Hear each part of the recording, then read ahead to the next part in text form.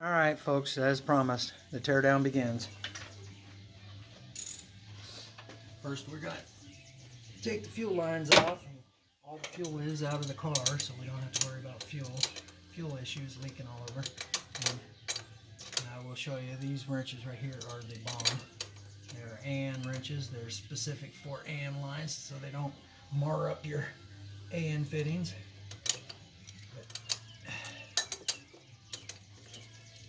Sometimes they can be a little stubborn. Oh wait, I'm turning the wrong way, that's why. So, put that in there. And what it does is it actually cups the nut correctly. So that way you don't ruin the nuts. Get this one off back here. And I probably will have a little bit of fuel dribble out of it. That's no big deal. I'm going to have a lot of fuel dribbling out of it.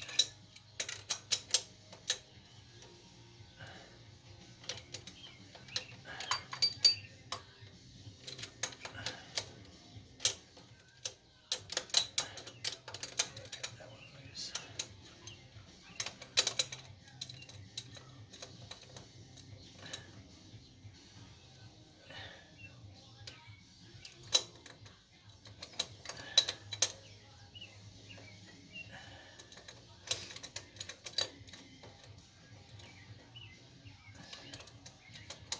So, get that off there. You guys can see I have a fuel bowl, or a, they call it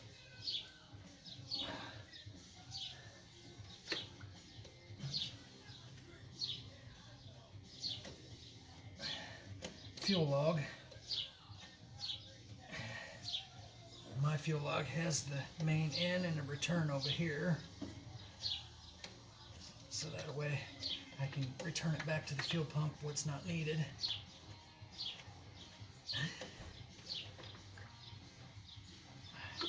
There's some fuel in here, a little bit. Let me see. I think I'm going to pause you guys for a minute so I can make sure that the fuel line in the trunk is turned off. I'm pretty sure it is. I checked it yesterday, but I'm going to double check it anyways. It's always a good idea to double check. And if it is, then I'm going to get a bucket or something so I can drain the excess fuel that's going to come out of there in there, because that fuel log's full of fuel. So you guys hold tight and I will be right back. Okay, I'm back. And I did check. The fuel line is, or the fuel is turned off, so it just means it's full. And if y'all have a brother that drinks Folgers and coffee like this, they make great for catching anything, bolts, nuts, even fuel. So, put that under here, drain out what we can catch. There we go. Not a lot came out of it, which I figured that. So, that pretty much takes care of that. Get that up out of the way. Put this down so I don't get fuel on me. Alright, so we got that out. Then you come over here, we'll pop this off. So that's my throttle cable. Pull that off of there. And then we'll get this loose. Get this out of here.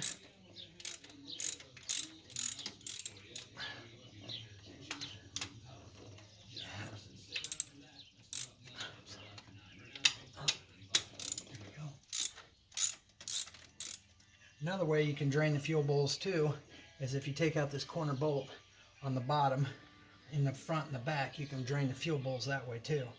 And that's a 5/16. I have the Holley tools to pull that off. It's a 5/16, but if you use a regular nut driver, you're fine on that too. But you want to make sure you be really, really careful, because they strip out really, really easy. Well, you can crack the metering blocks if you over tighten them.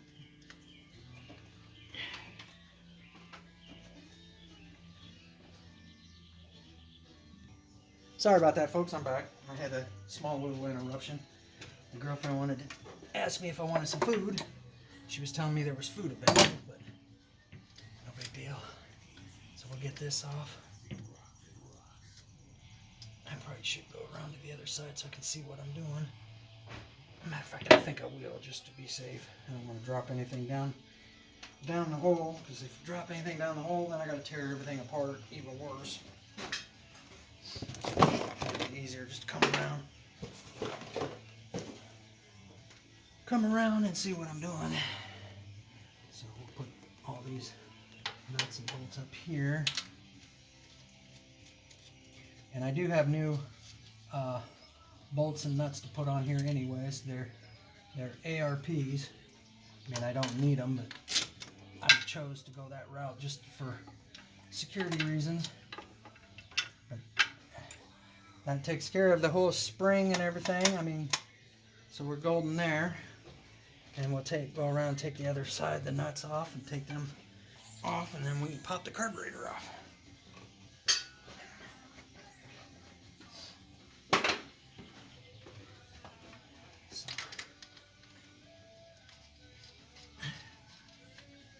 And if you have a big enough nut driver, you can actually put these on with the nut driver. You don't need a ratchet to put them on, because you want them snug. You don't want them cranked down tight. You can actually, if you want, you can look up the torque specs and figure out the torque specs. But I just get them. I know, I've been doing it so long that I know how tight to get them without breaking anything, over tightening. So now the carburetor's ready to come off. And I have no vacuum lines because my car's set up without vacuum. I don't need vacuum for anything. So we'll get this carburetor off. We'll set it on the bench.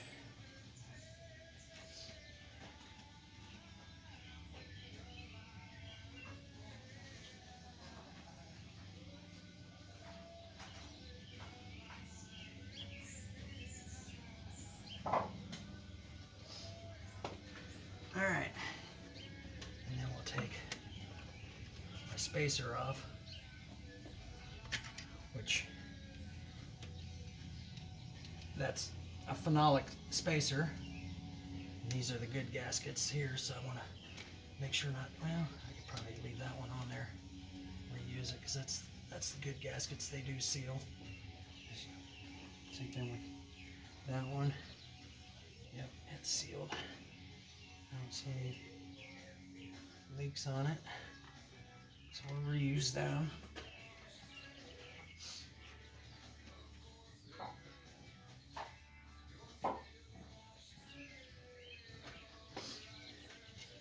Alright, now comes the fun part. I gotta pull all these wires off, which are fairly easy.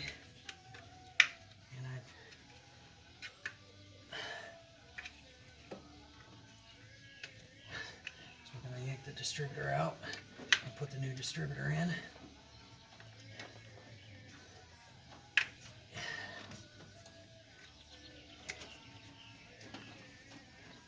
And I can pull the cap off.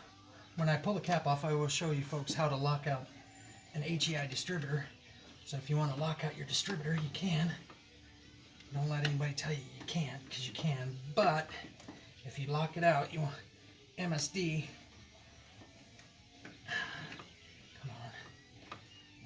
Back one off. Come on. Come out of there. Does not want to come out of there. There we go. Got it out of there. Alright. So now pull these wires out of the way.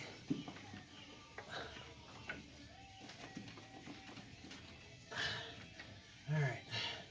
Got the wires out of the way. Distributor wires out of the way. And here, right here, is my plug to control the distributor from the MSD box. And as you can see, I just have a boat clip on there, so I can plug and unplug it real easy. But I do have this plug over here for the MSD box. Let's see if I can get that out. just like that. Now that can stay with the distributor, because I'm going to put the distributor on the shelf unless one of my friends wants to buy it, or end up putting it on another motor build, which I might. Not yet. Let's see if I can get that out of there. There we go. Get all these wires and everything out of my way. Alright, now I got to get down here. There's a nut holding my distributor in. It should be 9/16. So let me grab a 9/16.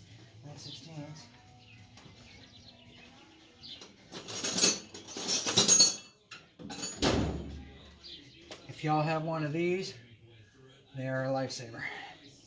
They can get you into tight spots, and they're designed strictly for stuff like this.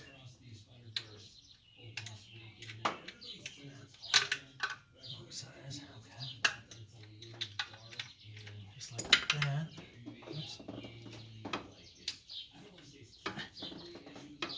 And then we just untighten it.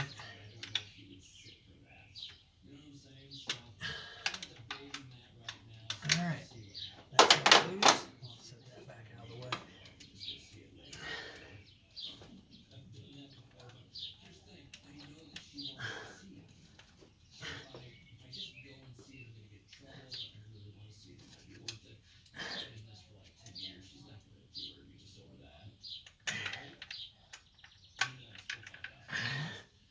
There's my hold down.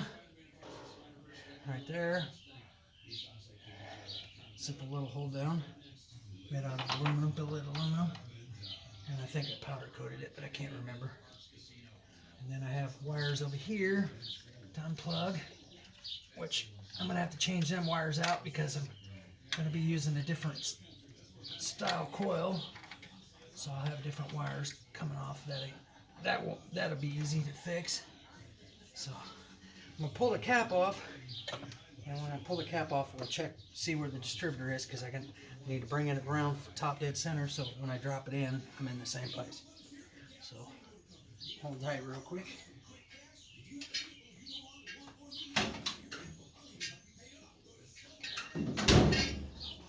Okay, got a screwdriver. Okay, there's one.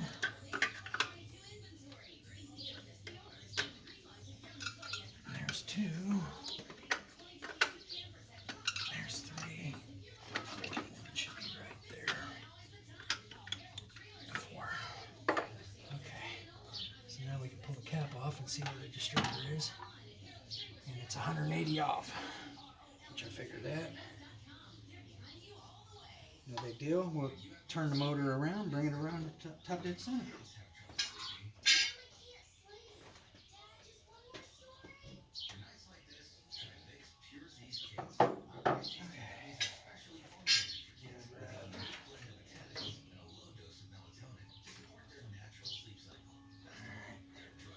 Oops, I think I grabbed the wrong size. Yep. Okay.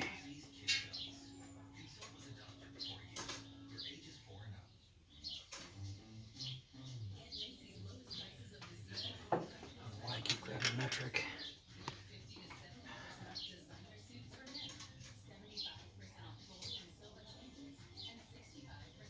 Should be that one. No, it is 5/8. Okay.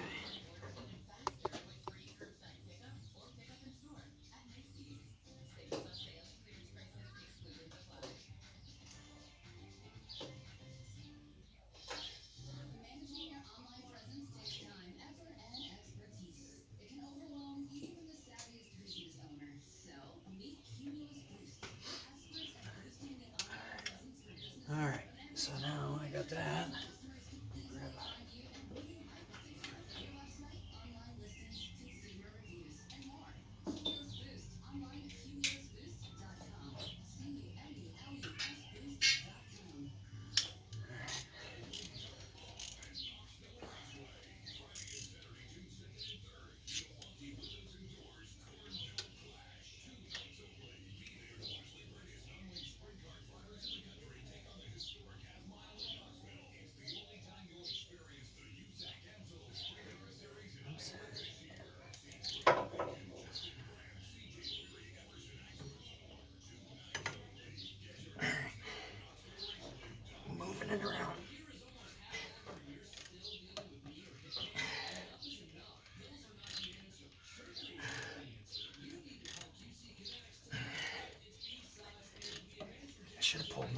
plug made it a little easier, because this high compression motor does not like to turn easy.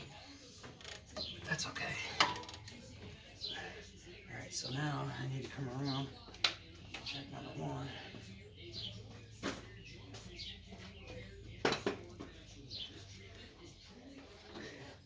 Let me grab a light so I can see the markings.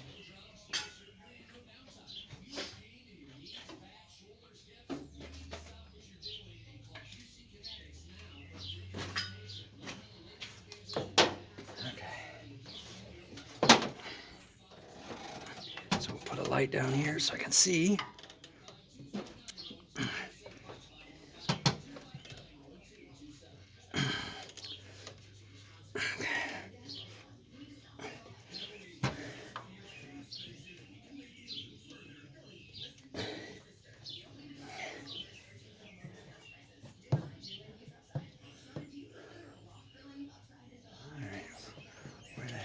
Markings.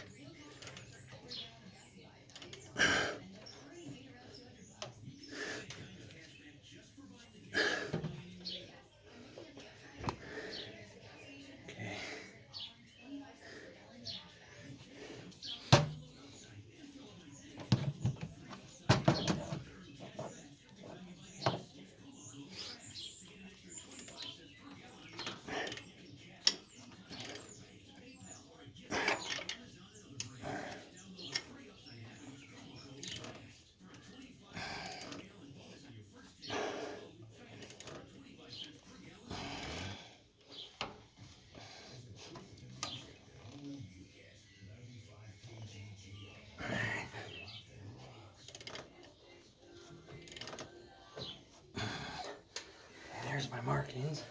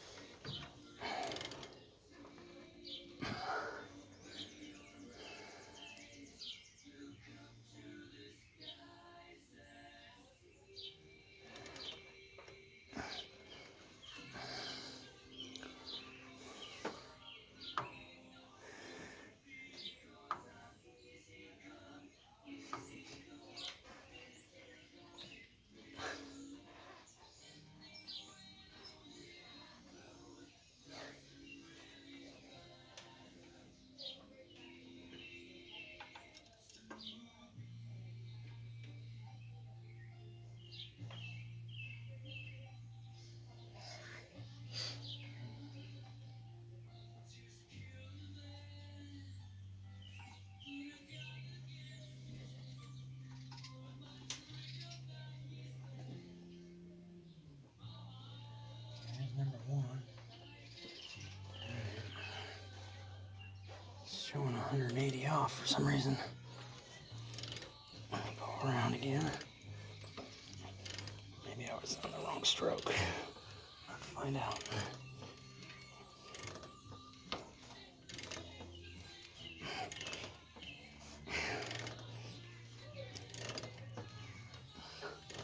Yep, I was on the wrong stroke, that's why.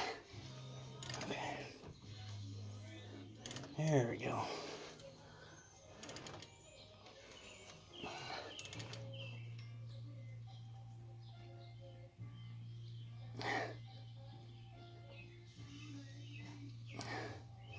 Okay.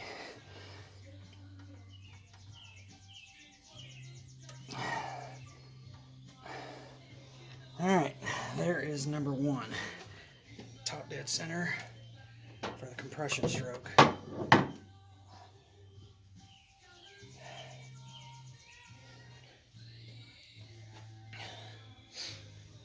going to turn a fan on because it's getting hot in here. Hopefully you guys can still hear me.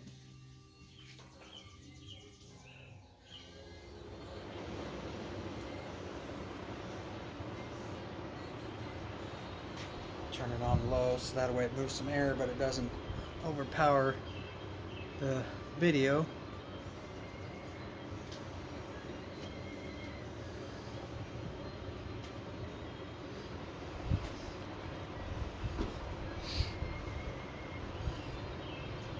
Alright. I'm going to pull the distributor out. We are right where I want to be. we go. And I will pull the top off real quick.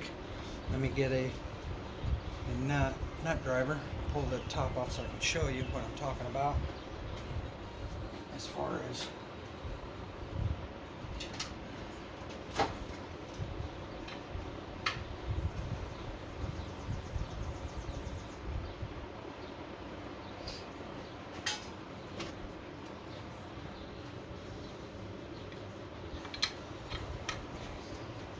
just about got the top pulled off.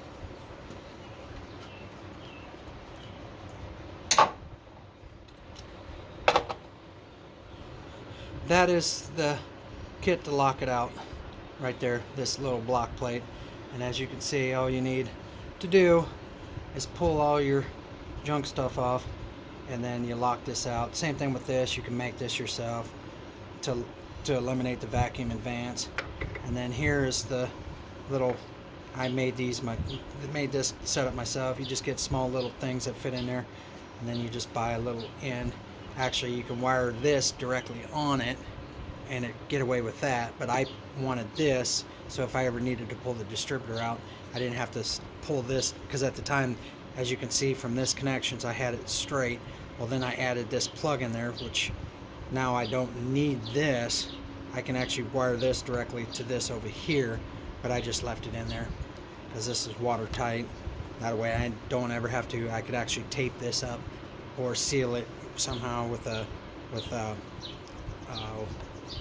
shrink wire and make it to where it's permanently together, and then just disconnect this part right here.